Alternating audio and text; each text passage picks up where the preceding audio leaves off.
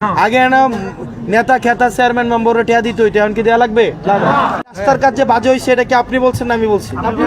আমি বলছি কি না আপনাদের বলছি না? শোনেন, আমি একটা কথা বললে দিই আপনাদেরকে।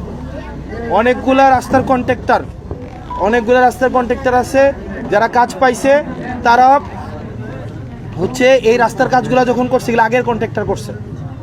আগের কন্ট্রাক্টর কোনো কন্ট্রাক্টর দেবিদ্বারের রাস্তাঘাটের কাজ কিভাবে হয় আমি আপনারা বলি, এগুলা কি জানতাম না, এখন বুঝি।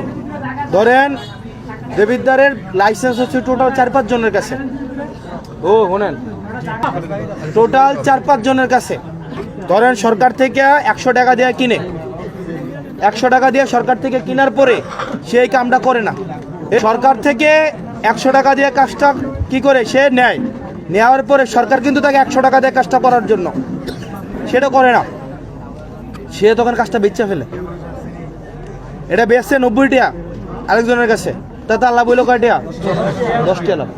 হেতে আবার আরেকজনের কাছে বেচতে 60 টাকার মধ্যে আইয়া থে আট বদল হয় কয়টা? 60টা। সরকার কিন্তু দেয় কত? 100, কিন্তু কাম হয় কয় টাকার? 60 টাকা। এই 60 টাকার মধ্যে ট্যাক্স আছে, ব্যাট আছে, এটা সেটা। এবার আমি আসার পরে আমি স্ট্রিক্টলি একটা জায়গায় আসছি, যে কাজ নিবে সেই করতে হবে। লাভ করলে আপনি করেন, আপনি কইরা লাভ করেন, আপনার তো কেউ চান্দা চাইতেছেন, আপনার কাছ থেকে কেউ চান্দা নিবেও না। এখন আর আগে না নেতা খেতা চেয়ারম্যান মেম্বাররা টিয়া দিত, এখন কি দেওয়া লাগবে?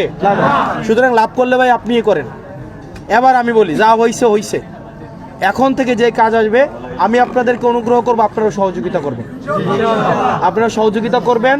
এই কাজগুলা যথাযথভাবে হবে এবং প্রত্যেকটা পয়সার হিসাব আপনাদেরকে দেওয়া হবে।